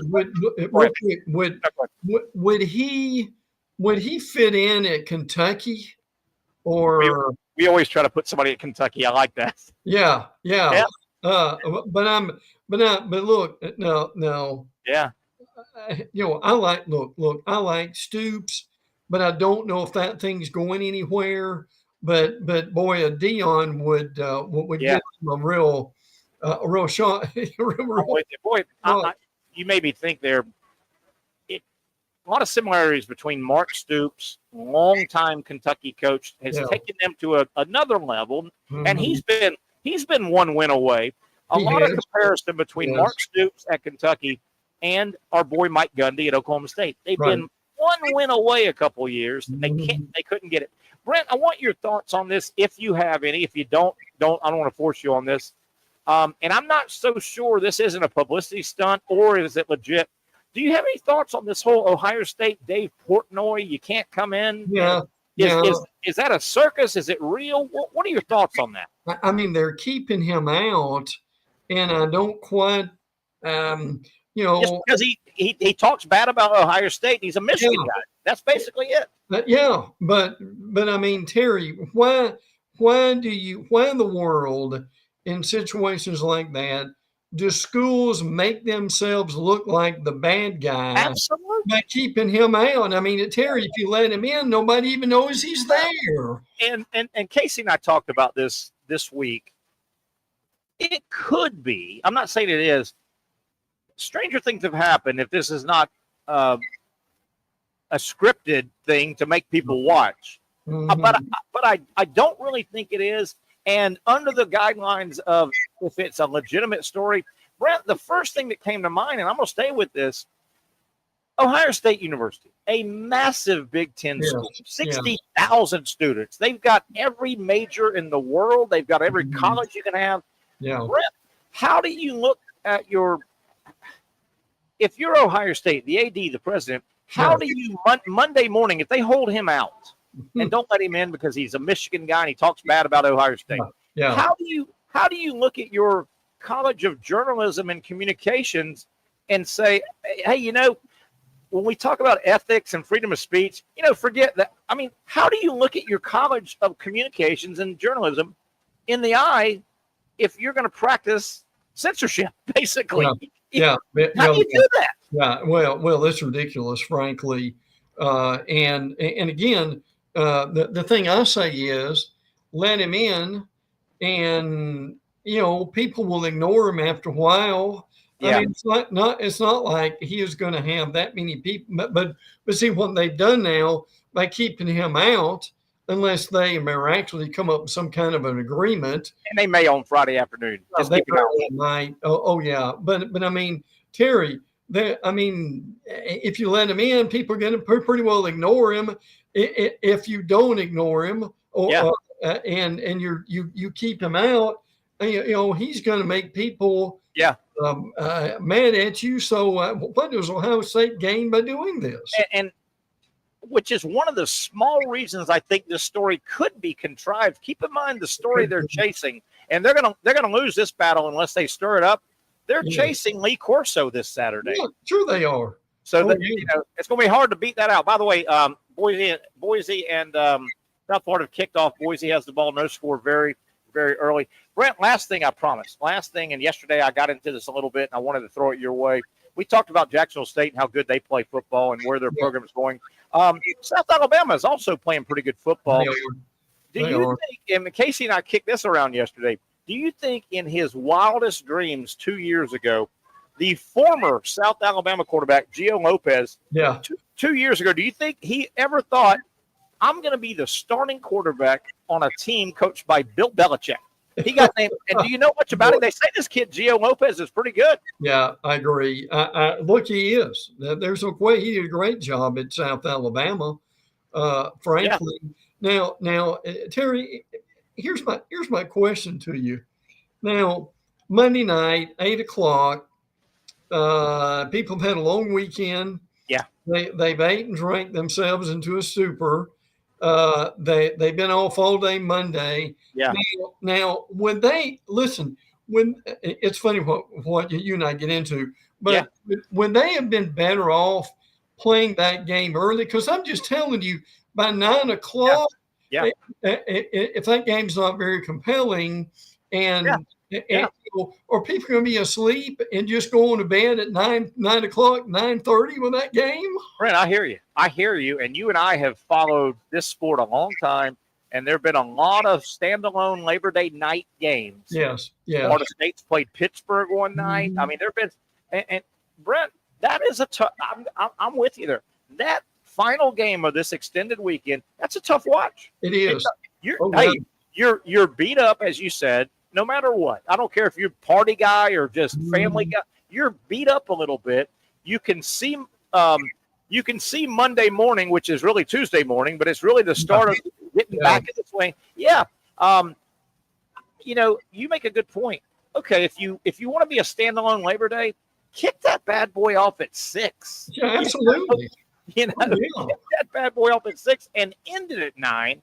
Don't be going into the second quarter at 9, Now, the last thing we need in that game is if North Carolina not to be able to do anything and just to see Belichick mad on the sidelines. Now, Terry, okay, what will be the over and under with the girlfriend as far as appearances, and will they try to hide her? I don't think you can do that. Yeah. But she certainly won't be on the sidelines. And she sounds, Jordan Hudson, I think's her name. Yeah. She sounds like, and kind of, I don't know much about her, but she's been in the media a lot, and she sounds like somebody's got a little streak to her. Yeah. I don't think she would play well if Belichick said, "Hey, sweetheart, why don't you kind of sit this one out?" I think she's going to say, "No. I'm not gonna make it look like I was pressured." So she got a little moxie in her. I hate to use that word, but I would say it's got to be. You got to set it at 10, don't you? Just hammer shots on her. 10. Now, by the way, that game next year, when the North Carolina TCU is already going to be a week 0 game, right? In Dublin. That's the Dublin game. How about that? And how about this? Nothing says college football. We talked about this yesterday. Nothing says college football like Dublin, Ireland for next year's TCU North Carolina rematch, and Frankfurt, Germany for Michigan, Western Michigan. Absolutely. Wow. Well, now look, the reality of this is now it's only they maybe next year may be the last one. But you and I both know they want week 0 to be week 1. Yeah. It's where we're going with this. And it may take 2 or 3 years.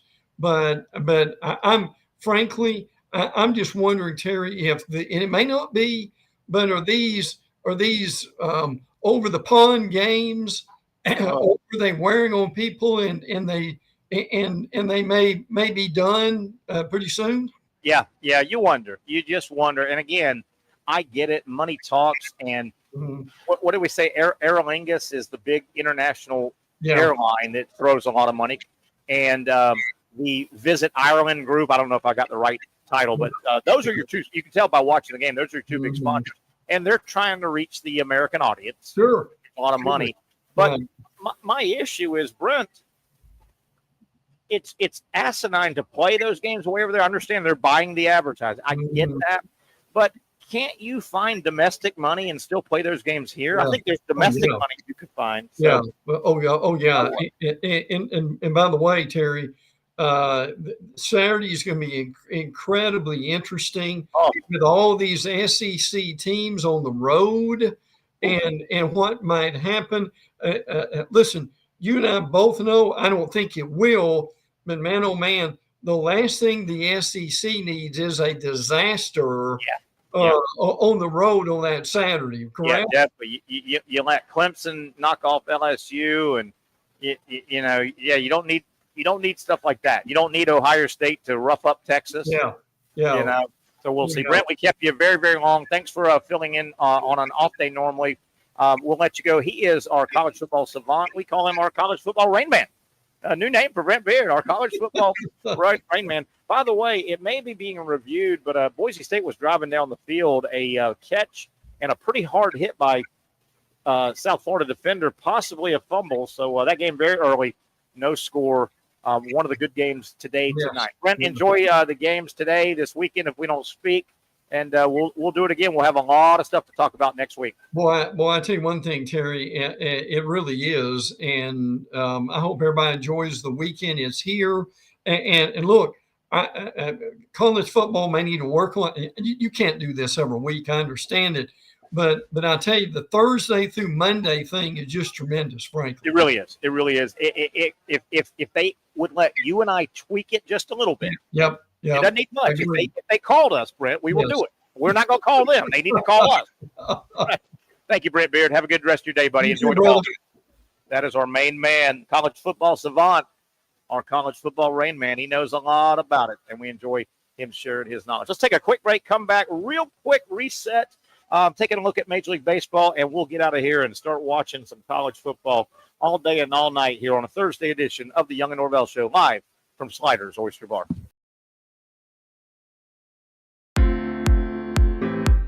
At Southeast Orthopedic Specialists, we know pain and injuries can stop you from doing what you love. This is why our board-certified orthopedic specialists offer the latest in both non-surgical and surgical treatment options and create a treatment plan tailored to your unique lifestyle and goals. So, whether it is a sports injury or that nagging pain that's keeping you from doing what you love, our team has the right treatment for you. For more information or to schedule an appointment online, visit our website. You really got to hand it to him. Hold on. The previous play is under further review. I'm not sure what he could review, but okay.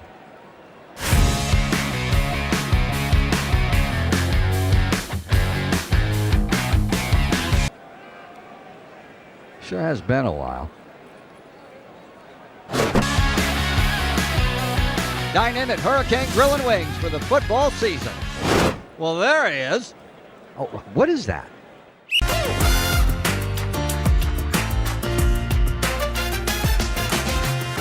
Empower a future, inspire a dream. It's a bold but simple mission for the Jacksonville Police Athletic League known as Jax PAL. Help the next generation of kids in Jacksonville shape a brighter future. Their after-school programs, teenage leadership programs. There's community outreach. This has been just an awesome opportunity to be out here with my colleagues and do something good for the community. It's really been an interesting opportunity to just see everybody work together in a way that we don't normally in the office. And there's sports.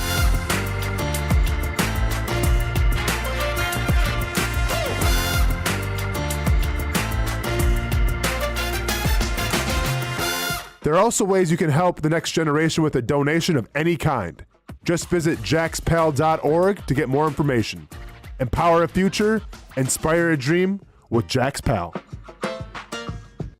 Finally, a family atmosphere, kid-friendly restaurant with a real sports bar feel. Rick's Jack's Beach features all of that and a large, climate-controlled covered patio with misting fans and heaters for all seasons. Mix in an extremely diverse menu that features the most quality and affordable steak at the beach, and there's no reason not to enjoy your next lunch, dinner, happy hour, or big sporting event at Rick's Jack's Beach, 300 2nd Street North in Jacksonville Beach. See you at Rick's Jack's Beach. There's a saying in sports, you can't win them all, but you can win a lot with good folks on your team. Like that one painter, First Coast. It's tough to beat the sun in Florida, so your home fades. It's tough to beat that HOA when they come calling. Beat the sun, beat the HOA with that one painter, First Coast. And it's a good time to do it.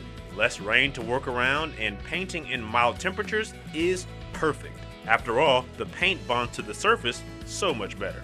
Give that one painter First Coast a call at 904-417-3557 or look them up at first-coast.thatonepainter.com. Fast estimate, guidance on color and HOA requirements, and the highest quality job you'll find anywhere. Be a big winner in your neighborhood with that one painter First Coast on your team.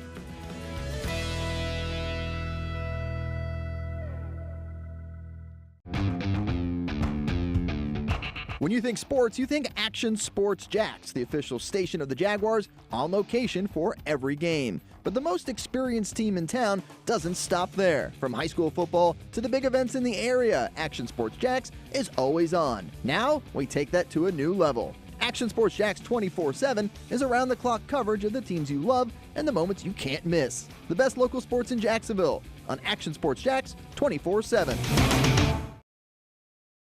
To wrap things up here on a Thursday live from the patio, starting to fill up, happy hour going well. You can kind of feel it's the Labor Day weekend. Most people, a lot of people anyway, have knocked off for the extended weekend, and it's got that feel. Fun place to hang out. I'm on the patio. Patio starting to fill up. Inside full-service beverage bar starting to fill up. Johnny Pop's Oyster Bar, the world-famous Sliders Oyster Bar, starting to fill up. Going to be fun. They'll have entertainment all weekend. Fun place to hang out. Have a cool drink. If you're heading to the beach, leaving from the beach, just people watching. Fun place. Take my word. If you know, you know. If you don't know, if you're in the Neptune Beach area over the next several days, anytime, but over the next several days, you cannot go wrong stopping in for whatever you want to get done at Sliders Oyster Bar. Yes, in fact, as we went to break, tracking the Boise State South Florida game taking place in Tampa at South Florida. Kickoff was 5:30. Boise State took the opening kickoff of the game. They drove down to about the 30-yard line of South Florida. There was a catch, hit, and fumble.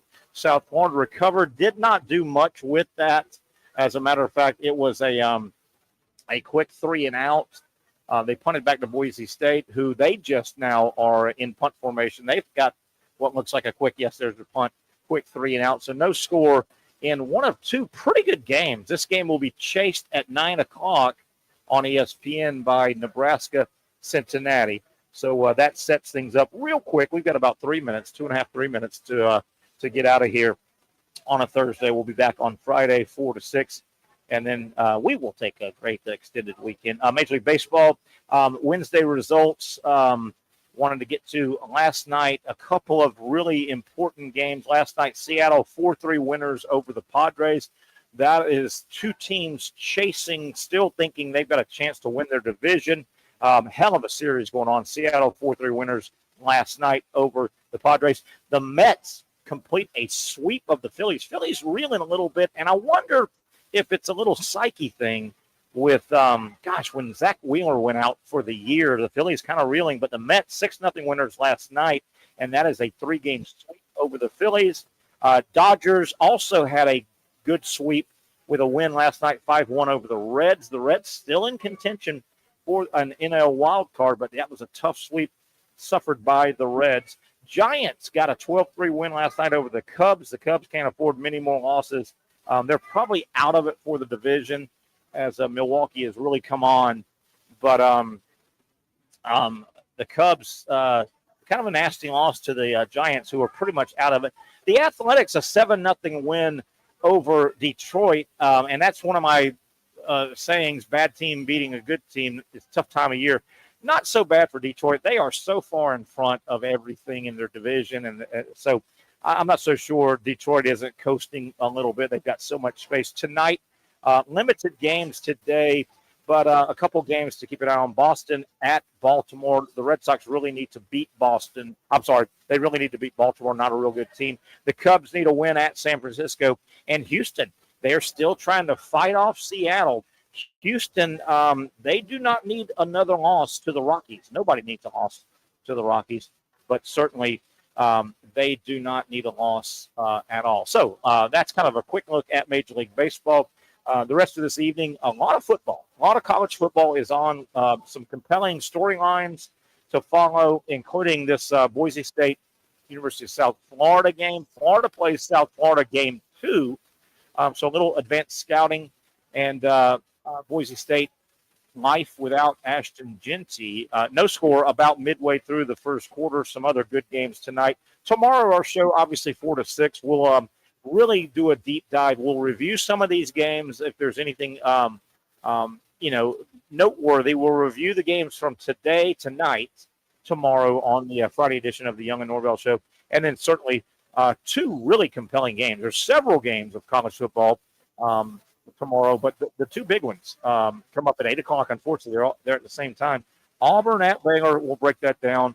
And Georgia Tech at Colorado. Look forward to those. All right, that'll wrap it up. I want to thank Casey Kurtz for working hard back in mission control. And, of course, Brent Beard giving us extra time. We'll get back at it tomorrow, 4 o'clock, for the next edition of the Young and Norvelle Show. Have a great rest of your day, everybody.